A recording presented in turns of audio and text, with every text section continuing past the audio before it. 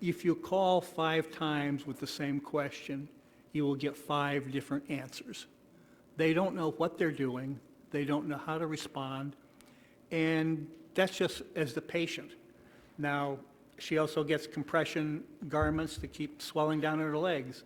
The place she gets it, they've had to lay off 2 employees because at one point, the owner gave me a list, probably in May, of 3 lanes across, of names whose people who needed compression garments or prosthetics for breast surgery that they had been denied by the MCOs. They just forms for a psychiatrist. Oh, that won't work. And it's not online. They have to do it through the mail. What is with these people? And it just drags on and on. Our home health agency, my home health aide brought me here. Their company had cut off the whole skilled nursing care because they were $975,000 behind in being paid.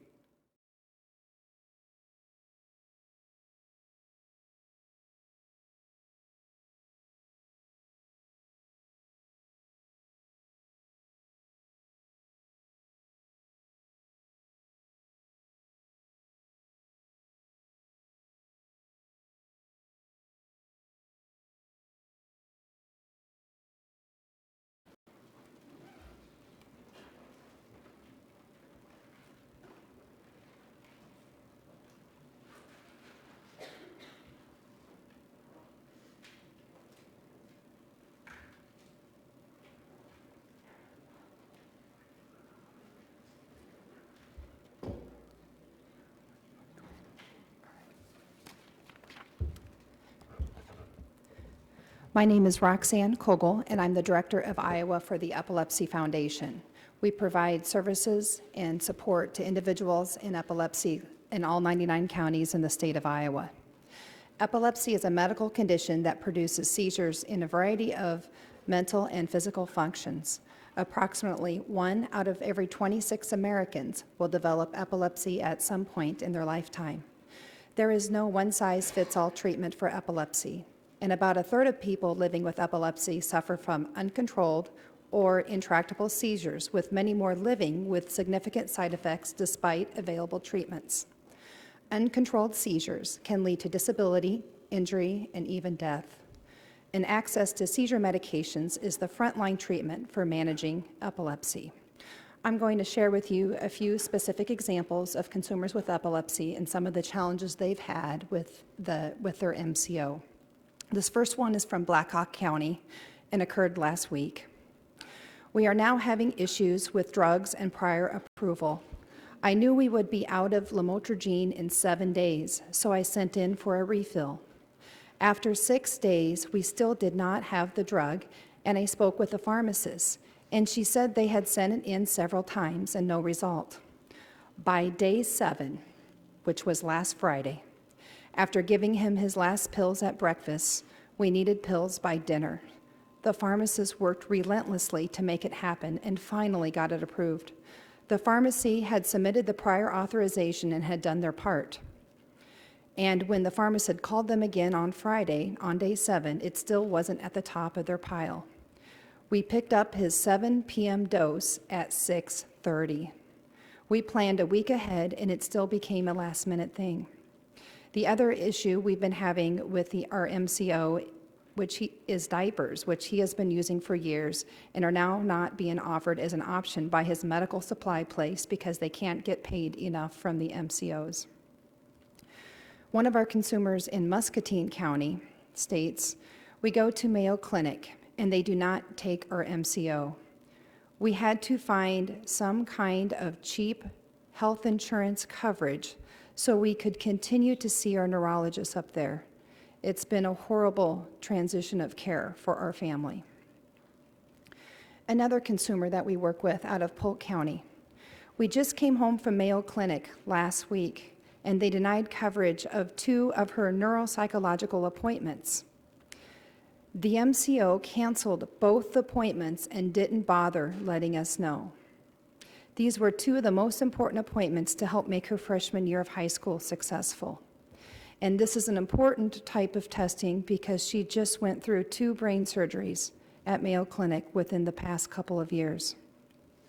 We knew it wouldn't be covered, and we had already talked to the billing office about it ahead of time, and they told us to still come to the appointments and they could work out payment plans or forgiveness of the bill after, depending on total amounts. Well, we drove up there last week and the appointments got canceled without our knowledge, and it was a wasted trip for us to Minnesota. And now it'll take 3 to 6 months to reschedule, and more than likely the same thing will happen and the school year will be nearly over. Another example from another family that we work with in Polk County. Our son has been under the care of his pediatric epileptologist at Mayo Clinic for 17 years, ever since he was 5 years old. He is now 22. He has had 2 brain surgeries at Mayo Clinic and continues suffering seizures with this intractable epilepsy. The medicines aren't working and his health is declining. It's been many months now since he's seen his neurologist at Mayo Clinic.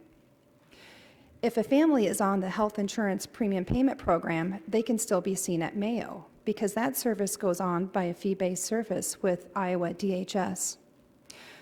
And we are on primary health care insurance, but because we do not have any premiums, we are not eligible for the HIP program because you have to have premiums with that health insurance to be eligible.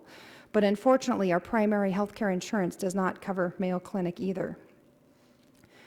In addition, my husband has terminal cancer, and he was able to get into a clinical trial at Mayo, so we happened to be up there last Tuesday. So I went to every department, the billing department, and different departments trying to figure out a way for the MCO to approve our son so he can continue to be seen. But we were told that they keep denying it. This is such a struggle and hardship for us. Please help our family. Now, I've called Mayo Clinic twice to their billing department, and I called them again last Friday. And what they told me is the families need to get a referral from their primary care physician and submit it to the MCO. But then the MCO would have to approve that as an out-of-network provider. And what the Mayo Clinic billing department told me both times I called, as well as what they told the family, is if they receive that referral, they are not denying those patients to be seen. And even though they have not signed on to provider contracts, they are not balance billing the patient. And what that means is Mayo Clinic is absorbing that loss of the difference of payment costs. So they are helping the family every way they can, but they cannot schedule those appointments until the MCO approves it. And that's what we continue to find is with that. In our state of Iowa, we only have one certified level 4 comprehensive epilepsy center in the state. So some families need to go out of state in order to be seen. And that's the challenge that we are having. Another example is in Black Hawk County. We have had issues with our daughter who has epilepsy with her hearing aid batteries, which are no longer covered. And we have to change her tube feeding formula because the MCO did not pay for Pediasure but would pay for Peptamen, but then decided they needed a prior authorization, and it took forever to get it approved. Then they approved it, but only until the month of October. Then we will have to go through the entire process again. My last example is another family that we work with from Knoxville, down in Marion County. Everything was fine until August, when my son's neurologist at Minnesota Epilepsy Group in St. Paul, Minnesota, he decided to leave, and so he transferred our son's seizure care to a new neurologist at the same clinic. When I called our MCO, they told me they didn't cover the state of Minnesota and directed me back to an Iowa hospital. Why would they do this? They covered it for the other provider. I'm very nervous my son will be forced into the Iowa hospitals again, as they were never able to diagnose him to begin with, as he is a very complex case. Now, I called Minnesota Epilepsy Group this morning and talked to their billing department, and they did sign provider contracts with 2 out of the 3 MCOs, and they are not sure why the MCO redirected them back to Iowa when this child's care has continued on with them. And then lastly, we work with neurologists across the state. Now, we have seen some improvements with the prior authorizations and access to medications, but not always. I have one epileptologist that is still struggling with the prior authorization paperwork and denial of medications. And there are a few others in the state as well. But overall, we have seen a little bit of progress in that. So thank you for your time this morning.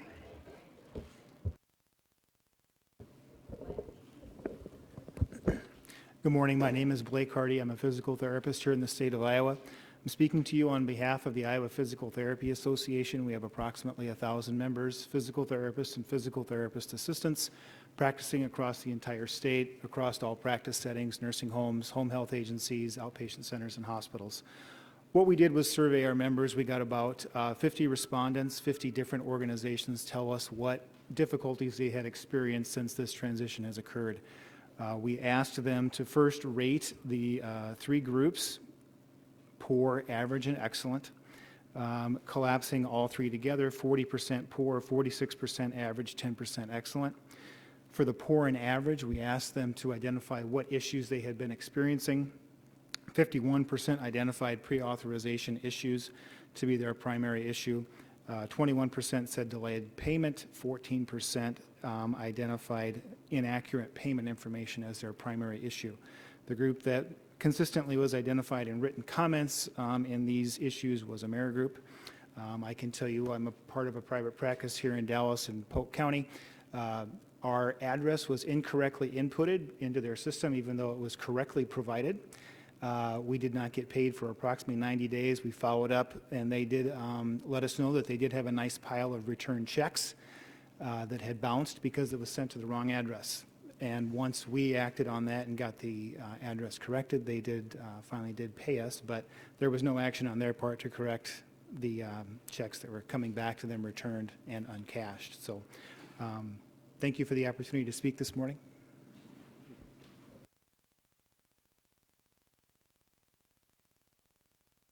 Kristin West, Rhonda Shouse, and Michele Meadors.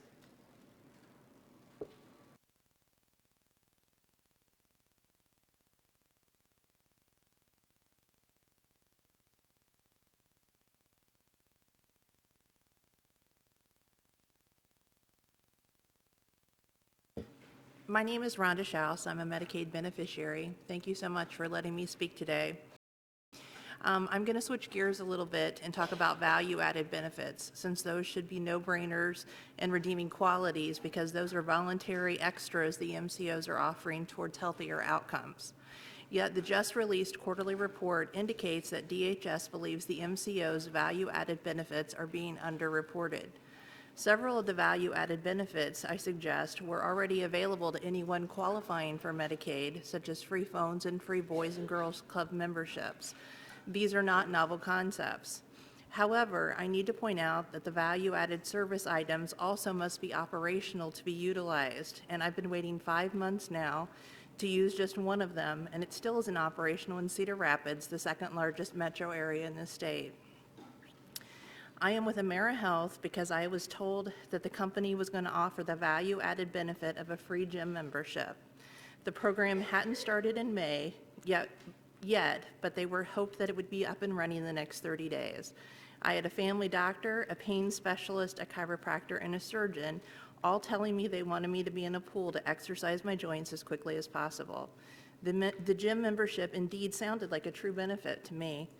The June 16th deadline passed, as far as with the good cause passed, with no gym membership in place. Now stuck with AmeriHealth for at least the year without the good cause reason to change, I'm here. In June, I again called the management level individual I had been hooked up with about the gym membership and was told it would probably be another month. In July, I approached Cheryl Harding, the CEO of AmeriHealth, after the July 26th Senate hearing to ask her when the company's value-added service would be up and running. She told me the gym memberships were up and running in several cities, unless that I live in a rural area. I explained that I live in Cedar Rapids, and she said it was up and running. I told her it wasn't, but she encouraged me to call my contact again. I went downstairs and did so. I was told that it was not up and running in Cedar Rapids, but that there were 2 contracts out, and they hoped to hear back on those contracts in the next week. I was promised a phone call, when those were ready to go. Again, that was July 26th. Today is August 29th, and I'm still waiting for that phone call. It isn't as if there's a lack of gyms to attempt to negotiate with in Cedar Rapids. It would definitely be considered working towards a healthier outcome, given I have 4 different providers telling me to get into a pool. We've put off aqua therapy for months because of the monthly promises by AmeriHealth. Now aqua therapy has been ordered. It's definitely not a more cost-effective route, and it's only a temporary solution. You'd think being a value-added service, the MCOs could and would get it right if it was going to get any part of this right. I feel lied to. I chose AmeriHealth because of the promise of the gym membership and what it meant to my personal health needs. Now I'm stuck wondering if that will ever happen. One of the most frustrating aspects of this entire situation is that we have a governor who refuses to acknowledge that this transition has been anything but smooth. Instead, he vilifies Iowa's healthcare providers who treat Medicaid patients on a regular basis. With the reimbursement rates in Iowa being some of the lowest in the country, providers are not accepting Medicaid to get rich. They are doing it because they feel it's the right thing to do. Medicaid beneficiaries, especially those of us with multiple health issues, are extremely grateful for these healthcare providers who accept Medicaid in Iowa because they show compassion and understanding of our healthcare needs, something our governor has yet to demonstrate. It is glaringly obvious that IME and the 3 MCOs were not ready April 1st to start with this program. The idea that they would have been ready on January 1st is laughable, yet we are still expected to believe it. It doesn't take a rocket scientist to see the information the governor's office and DHS is putting out is in direct conflict with the real-life stories that we as Medicaid beneficiaries and providers are living on a daily basis. Thank you.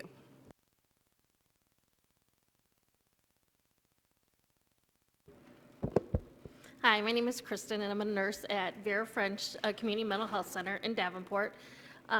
I work at the Carroll Center, which is a community-based program, and I am over the medication management, one of the nurses over the medication management.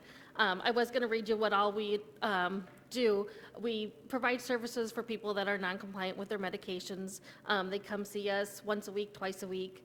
And those services, along with SEL services, are vital for them to live independently. They have a place to check into. We coordinate their care with their primary care physicians. We handle their medications. If they have any medication changes, we take care of that for them. It's been shown that people on medication management stay out of the jail, stay out of hospitals. Our compliance rate is anywhere from 90 to 100% a month. We have 78 clients right now on med management. 20 of those clients were affected by the MCO changes. AmeriHealth will not pay for medication management services after August 1st, and 20 people were affected. So they were given the choice of, if you want to continue these services, you'll have to change to another MCO, and that caused serious distress and anxiety with many of our clients. Most of them have changed. United Healthcare has been working with us, and they have a code that we can bill and get paid for our services. AmeriGroup, they cannot come up with a code as of now that we can use to bill for our services. So that's what we do, and that's what I'm here to speak about, that the services, the medication management services are vital for people to remain independent and living out in the community. And a lot of our services, a lot of our patients are people that were living in residential, that the residential facilities have closed and now they're moved out into group homes, and we're getting all those patients. So there needs to be services for those individuals. Thank you.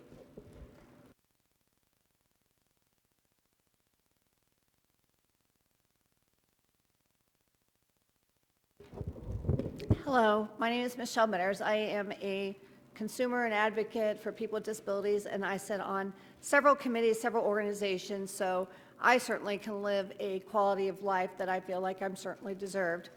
And I want every one of you, if you don't mind, sir, would you pass around the card?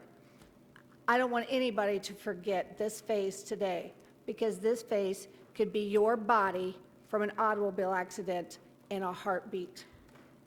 I'm an educated, smart woman, worked in the healthcare field all my life until this automobile accident changed my life 5 years ago.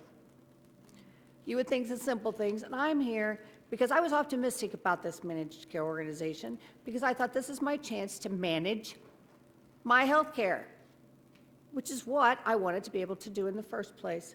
Well, it's far from being managed. It's far from being manageable. I'm going to say two simple things.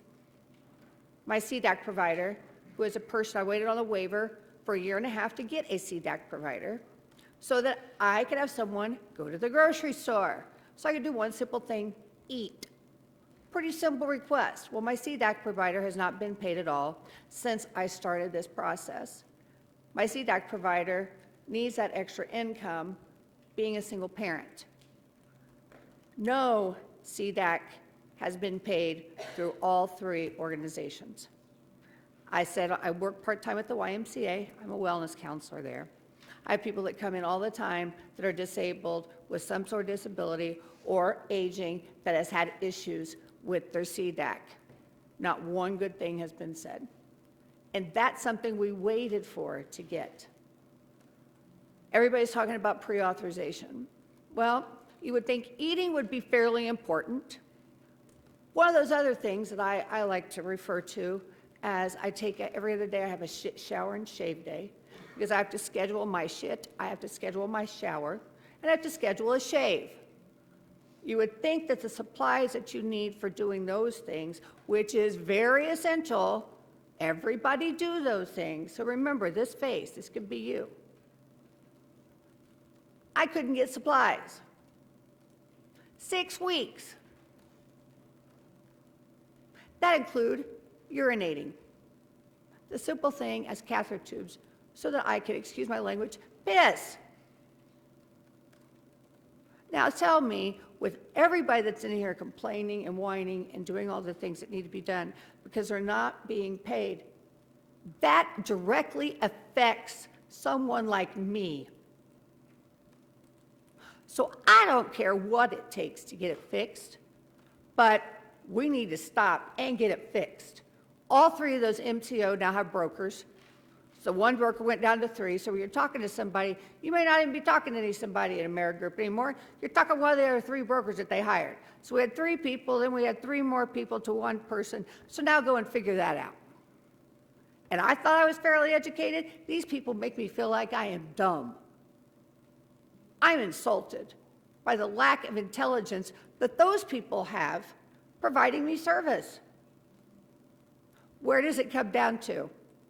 My government in Iowa. There is no one else to blame. That's why I'm here. I'm asking for your help to make sure that Iowans, exactly like this face, get the quality of care that they deserve with your assistance and the 3 managed care groups. Not all of it is all of their fault. They can be blamed, but they're as lost as any of us in this room. But that's why I'm here, and that's why we're all here. We need assistance and help from all of you. Because this right here, going home tonight, could be you. Thank you.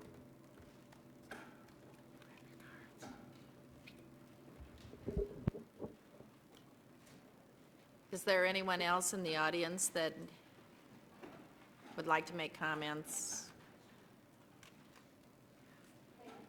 Thank you.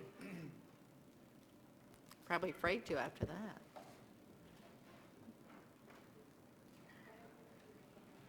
She should come back this afternoon. Yeah, she should.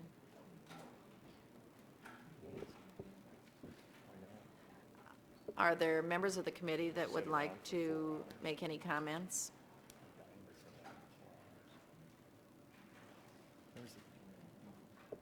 Questions? Perhaps even the opportunity to ask questions of any of the speakers that we've had. Senator Bolcom? Thank you, Madam Chair. Thank you, everybody, for participating this morning. It's really helpful to us. One of the questions that we've had, there's a ton of questions. Mine this morning are around pre-authorization of services, because I think that it's a theme we've heard this morning. And back during the legislative session, we encouraged the Department of Human Services to work with the MCOs on a uniform prior auth process, and we were told that was going to be something that was going to be talked about. Last month, Senator Mathis had a committee meeting where we asked about it again and said, are we going to get a uniform prior authorization process? And the answer was, we're going to get together and talk about that. And here we are into the program. And I guess I assume that today we don't, and providers are here, you know this, right? Do we have 3 different prior authorization processes still today? Okay, yes. Okay, so that we're going to see folks again this afternoon and inquire about that. But that would be a simple thing, I think, around a very complicated issue. I mean, is the process the same to get a prior authorization? Then there's all the issues around how long it takes to get something approved, which is a different issue. But the Department of Human Services has the ability to create a uniform process, and I think we need to, members of the committee and and people in the audience, we need to continue to press for that. It's one small thing in this major set of issues we're dealing with, but we've heard repeatedly the need for a more uniform process, and I think the department has the ability to make it so. They decide to do that, and at this point, we just keep getting the runaround on that. The other question I had, and maybe it's specifically the EVV issue that was brought up, and I don't know if that person is still here or not. Yeah. Would you like maybe come back up? I think it'd be helpful to describe a little bit more, maybe just a little bit more detail around the process of that. It's an issue that we've not heard a great deal about. I'm guessing. I haven't heard a lot about it. Maybe you could tell us. So tell us, the beginning of it, what exactly this is? Right. Honestly, as a provider, we hadn't heard a whole lot about it either until about 3 weeks ago. I joined this coalition at that point in time, and apparently United is the only one that is going forward with a pilot project. I don't even know exactly how many providers they're doing this pilot project with, but they are stating that it's in the RFP and that therefore they are planning on, as long as they get DHS's approval, starting at September 1st. There was a lot of issues. I was not a part of the pilot, so this is just based off of statements from the people in the coalition, that there's a lot of problems with even recruiting staff that are willing to do it. Obviously, smartphone technology is something that not a lot of our staff that do not get paid very well have. They don't have smartphones. Pew Research states that people that make $30,000 and less, only 50% of them have a smartphone. So there's not been very good, not a whole lot of information given to providers of how this cost is going to happen. And United is the only one that's doing the pilot project at this point, and it sounds like what they're doing, it's an app, and that you have to get in there and then verify where you're at. They want to know all the locations prior to it, and they want to know all the staff as far as like who is going to be providing these services. The other MCOs have talked about everything from, my understanding, from key fob technology to a lot of other things, but they're not being as clear as to what they might require, but each one is planning on going with their own different system. So obviously this is a big concern for providers. I don't know how we're going to be able to afford it and certainly keep track of it. But then if there is a mistake by our staff and when they do the clock-in system, we're supposed to have a backup system of clock-ins and outs. And as you can imagine, that is very difficult as far as making sure we have 2 different systems that are going at the same time. We pay our staff for driving, so they might clock in at 8 o'clock and then they get out at 2 p.m. They may have worked with 3 different people along those times. And what I'm afraid of is they're supposed to submit our time cards to prove that they've worked with all these individuals, but they may have worked with 3 different people. So we base, and we only bill for our FaceTime, which is based off of our documentation, not our clock in and out systems. So that is, what we are finding out with this coalition, and we're very concerned. If it goes through like I stated, I really do believe that there's going to be a lot of providers that aren't going to be able to come out the other end with all the cost and everything that's going to be associated with it. The grocery stores and the doctor's office, if they're transporting them there, that would be... Unless it's something where it's a very specific, like if they always go to that doctor, you can ask for it to be put into their system. But we are not allowed to see in the portal what spaces are authorized. So especially if they have like a last minute doctor's appointment, or it's a doctor that you don't typically go to, they may not approve it. But even on places that are approved, like such as their home, the staff are having a hard time when they go into the app of having it approved that they're there. Like we had I guess they had a staff that was in the person's home and they wouldn't accept it. They went outside into the parking lot. That maybe that would help. And they still didn't accept it. So that meant that their company had to put in their, the card that verify that they were there that day. Mathis? Just to follow up on this, so you're saying that we're tracking employees with a GPS system, so it's tracking of employees. Have you heard about this in any other state? Have you heard about it in any other programs? And why aren't they trusting that you could do something like this? A lot of companies have fleet cars with GPS systems on it that track employees that are driving too fast or driving too slow or whatever it might be. Sure. Why aren't they putting the trust in you? Why are they doing that? Why do you think? Well, it's our understanding that they're trying to ensure that there's not fraud, which statistically, it's not usually providers that have the fraud. It's usually if it's a family member providing service. Not that I'm saying most of them are fraudulent, but if there is fraud, that tends to be where they seem to find it. And so that's our understanding. It's a cost savings, I think, to be honest. If they don't pre-authorize, if they decide that they don't accept our time cards, they could deny payment. It's only been going on for a little while, so I don't know where we're at as far as if payments have been denied at this point. And then as far as other states and what they do, we have heard that it might be required in some other, for Medicaid home health services, such as like RNs or things like that might go in, or different therapists that maybe already do have a smartphone or do already do some tracking on their smartphones in other states. But we have not seen anything where it's been required of HCBS providers. And like I said, it's in the RFP apparently, but this was not a big point brought up until United did their pilot program. Thank you. You want a question? You're welcome.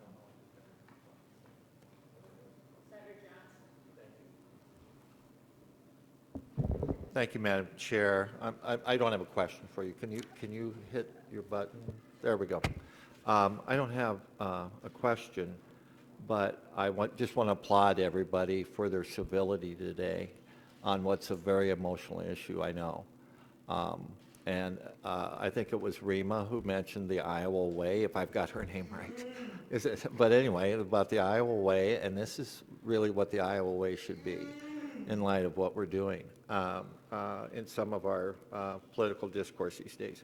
The other thing I want to say is I want to thank Senator Garrett for being here.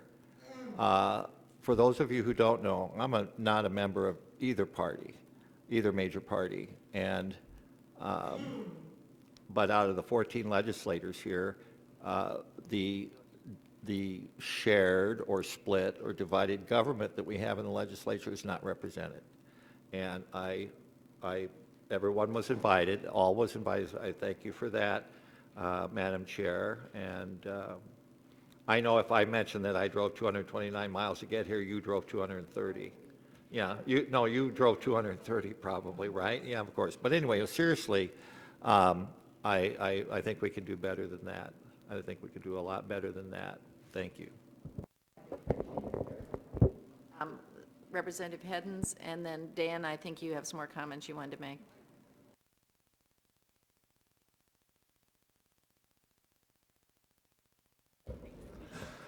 If you're meeting with the MCOs after this, I didn't realize that, but we're also providers for AmeriHealth and AmeriGroup. We can't file electronic claims if the MCO is secondary.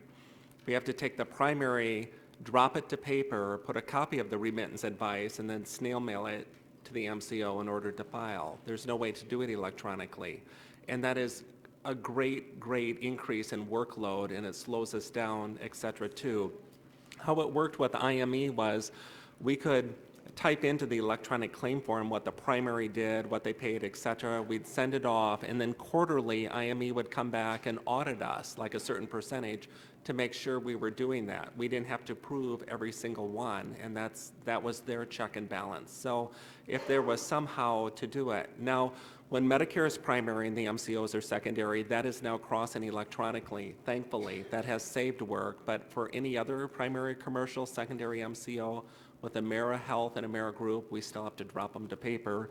And then, again, I'm sure you've heard the length of time for the pre-auths. Right now, sometimes with Amera Group, we have 4 weeks sometimes. So we have a patient scheduled with occupational therapy and physical therapy and speech therapy because patients drive more than an hour to get to a specialized pediatric clinic. And the day before we don't have it, and at the last minute we have to cancel it. So our occupancy rate has gone through the roof because we have all these cancellations, which has also increased our overhead waiting for these PAs to come in. So thank you.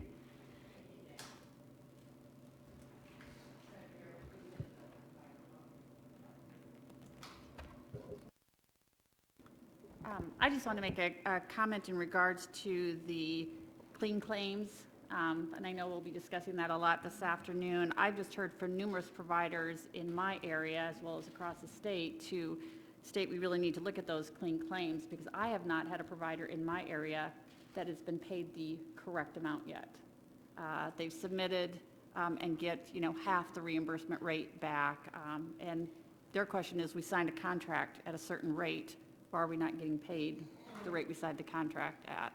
So I think that's a significant issue. I have one agency in my area that's looking at closing their doors, and they provide home health services predominantly to seniors because they're not getting paid and not getting paid the rate that they contracted with. So, I appreciate hearing from all the providers here that seem like another overwhelming, besides the pre-auth, was the clean claim issue, is to look into that much further this afternoon.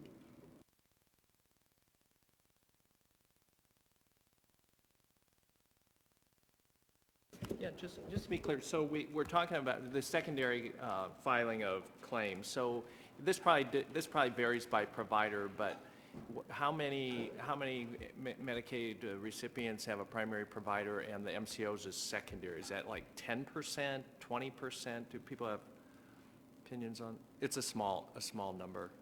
I would guess that, but the notion that people have to file paper claims seems to be a little bit every time. I mean, if we're going to global position in-home healthcare workers, and we have an app to do that on the fraud and abuse side or whatever we're trying to, and the providers can't, or the MCOs don't have a way to take claims electronically. We'll visit about that later this afternoon a little bit and see if we can make that better.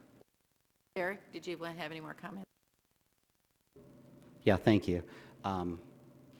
On the concept of the clean claim, I read the Des Moines Register op-ed probably as much as you guys do. And I know that metric is what is being used as this primary defense against any complaints, right? And I'll tell you, I'm a fairly long-term voting Republican, but I'm considering changing my mind. Because of the phony, that's phony. The definition of the clean claim is where, if that's the primary defense against complaints from us, to me, that's where it gets a little hinky. Because of the claims that we've had returned, like I generalized at the beginning, 100% of the claims that we've had denied, 100% are what IME would have called clean claims. It's what we've known for 22 years as clean claims. But they're being sent back, or they're being paid incorrectly, because of errors on that end, on the MCO end, and I don't blame any individual over there for that. I've talked to some very good people who want to help me, but they don't know how to do it either. I don't know if it's because they don't understand what we do or if their system's too convoluted. Regardless, at the end of the day, when they're coming up with their reports to you, to say, look, we're clearing 90% of clean claims within X amount of time, I personally and professionally question that definition of clean claims. Because, like I said, all the ones which amount to a significant, chunk of change for us, are what we would call clean. We have all the dates right, we have the addresses right, we have the codes right. It was all, and the error is either that they've got our contract wrong, and I'd admit, I'd agree with everyone else who said AmeriGroup's the primary problem with incorrect rate. Like, our contract is not what they're paying us. And when we've got a legal contract, that's not what they're paying us. And second, when they are kicked back, or when they are paid incorrectly, they're counting that too. That throws the average off, because they're saying, well, that was it was paid. Well, yeah, but it was paid at like 80%. So anyway, to me, that's the primary issue from a provider side and the authorizations. Thank you. I think the metrics certainly is a different thing. Representative Stade. Thank you very much, Madam Chair. I'm concerned about three other what I looked at as systematic problems that I heard today, so I wanted to make sure that the MCOs hear about those as well. The first one was the dashware, the dashboard having wrong information. Then the other one was the right-left claim problem, which I didn't quite understand, but Well, it was a modifier, I believe is what he was saying. They did not accept the modifier, so if it would have, when you're talking. Right. But those seem like would be systemic things that could be repaired. And then the other one is the mailboxes being full, rep mailboxes. There ought to be a standard of some kind that we have for them, so that people and individuals and providers can reach someone, because there's no way of knowing that someone tried to contact them or leave a message and so on, and that would be very problematic, I would think. Representative Masher. Just a couple of questions in regards to, are we keeping track of the providers who are going out of business or who are no longer taking Medicaid patients because of all of the roadblocks they have faced?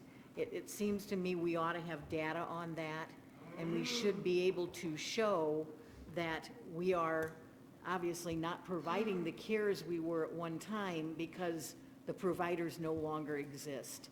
And that's having an enormous impact on all of the folks in this room and the providers who are trying to do the right thing for the patients and the people they serve. The other is, we were given this number, and I don't know where it came from, that we're saving over $22 million in cost to the state. And I know it didn't come from you, and I don't think it came from anybody at this table, but I'd like to know where that came from, who came up with that number, how it was arrived at, and again, is it all because they're denying services and denying payments? If that's how we're making the savings, that's extremely concerning, because it means that we're just not paying people the right amounts. We're not doing the job we should be as a state in terms of providing that oversight. I think that was one of our biggest concerns in the last 2 years, is where it would all end up and where the savings would fall, the backs of providers and consumers. And I believe that's in the report, and the Department of Human Services, I believe, gave us those numbers. Representative Mathis, I'm sorry. Thanks. There was a news story about PERM, and I'm wondering if Derek could come back up and explain to us the difference between fraudulent practices and PERM, where we're talking about errors, not fraud. Is there anyone who would like to come up and talk about that? In the paper, they were, the governor was talking about PERM numbers, and to me, those are about errors, coding errors, not intentional. And those numbers were used in the description of fraudulent practice. Can any provider come up and defend that or talk about that, or would like to do that? Derek or Dan Britt or any provider? Okay, anybody knowledgeable about that, the PERM number versus a fraudulent practice? I'm not sure what it stands for, but it's about errors in billing is what it is, an error in billing. It's the rate, the monitoring. Yes. Right.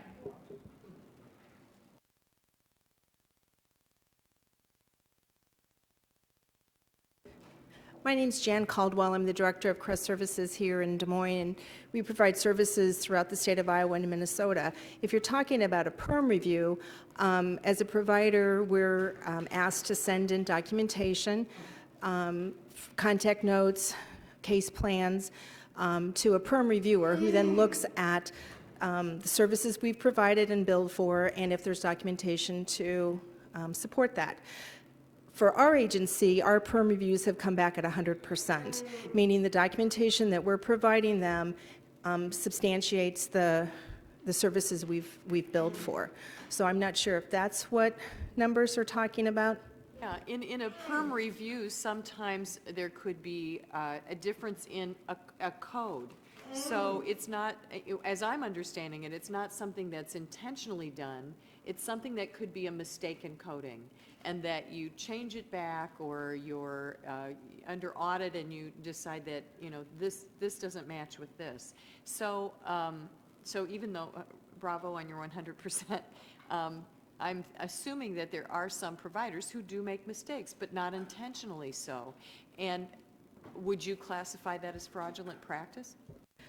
My understanding of the difference between fraud and abuse is that fraud's intentional, if I remember right, and abuse is unintentional.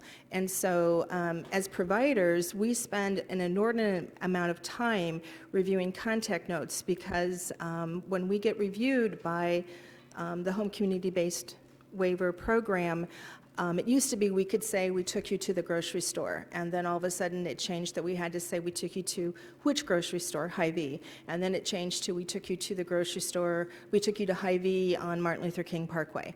And if that information wasn't in the note, we've had to pay money back, to the point where staff now say they arrived at Hy-Vee at 8:15 and they did the grocery shopping, and then at 9:30 we went here, so that then if there's any kind of question in the note, they may just take back that time frame, not the entire, say, 3 or 4 hour note.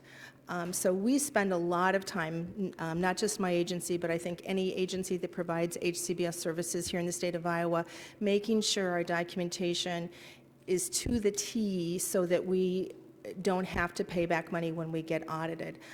So as a provider of services, and I have worked for my agency for 30 years, so I've been in the state of Iowa a long time providing services, we don't intentionally try to not follow the system. We just need to know what the rules are, and if we know what the rules are, we can follow them. It's when, you know, 1 year it's okay to say grocery store. Then the next time they come, 2 or 3 years later, it's got to be Hy-Vee.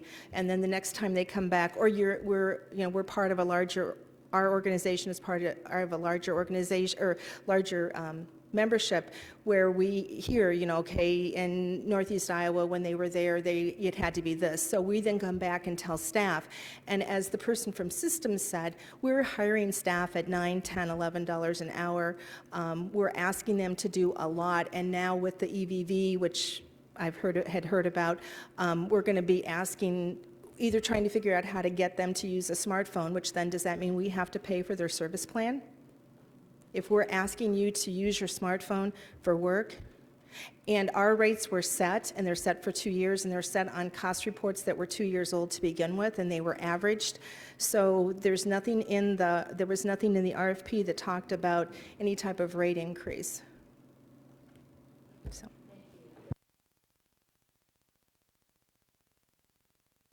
I just need a refresher. There's been thank you, Madam Chair. A little refresher on this issue about billing and codes and whatever, but are these problems being fixed by a simple phone call, by email? Do the providers have to start all over again? Maybe we can ask that this afternoon. But I think that's a question to be asked. Okay, but I you know believe what I mean? If it's just a simple error, providers have been Can you? than working. Yeah, well, yeah. So can you do that by phone? If there's something, yeah, okay. By phone, but then you have to refile, and that's where you get the duplicate claims.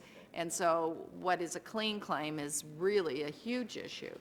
And so that's, we have prior authorization, clean claims. I mean, they're pretty consistent from what the folks have talked about here. It's 11:30. I think we're going to call this an end and invite you where we will be having the oversight hearing.